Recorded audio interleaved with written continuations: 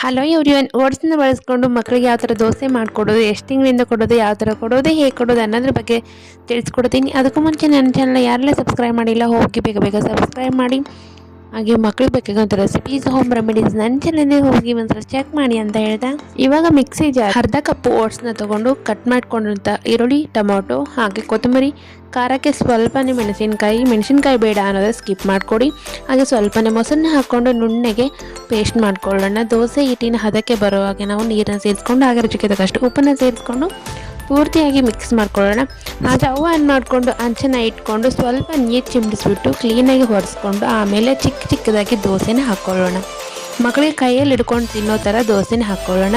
ಹಾಗೆ iron, fibre ಮತ್ತು protein ಇರೋದ್ರಿಂದ ಮಕ್ಕಳಿಗೆ ಓವರ್ ಆಲ್ ಬೆಳವಣಿಗೆಗೆ ತುಂಬಾ ಹೆಲ್ಪ್ ಮಾಡುತ್ತೆ ಅಂತಲೇ ಹೇಳ್ಬೋದು. ಹಾಗೆ ಮೇಲೆ ಸ್ವಲ್ಪ ತುಪ್ಪನ ಹಾಕ್ಕೊಂಡು 2 ಸೈಡ್ ಚೆನ್ನಾಗಿ ಬೇಯಿಸ್ಕೊಂಡ್ರೆ ಈ ಥರ ದೋಸೆ ಬರುತ್ತೆ. ಹಾಗೆ ಮಕ್ಕಳಿಗೆ ಇದನ್ನು ಕೊಡೋದ್ರಿಂದ ಮಕ್ಕಳು ಹೆಲ್ತಿಯಾಗಿ ವೇಟಿಗೆ ಹಾಗೆ ನಾವು ಇದನ್ನು 10 ತಿಂಗಳ ಮಗುವಿಂದನೇ ಕೊಡ್ತಾ ಬರಬೇಕು. ಇನ್ನಿತರ ರೆಸಿಪಿಗಾಗಿ ನನ್ನ ಚಾನಲ್ ವಿಸಿಟ್ ಮಾಡಿ ಅಂತ ಹೇಳ್ತಾ ಥ್ಯಾಂಕ್ ಯು ಫಾರ್ ವಾಚಿಂಗ್.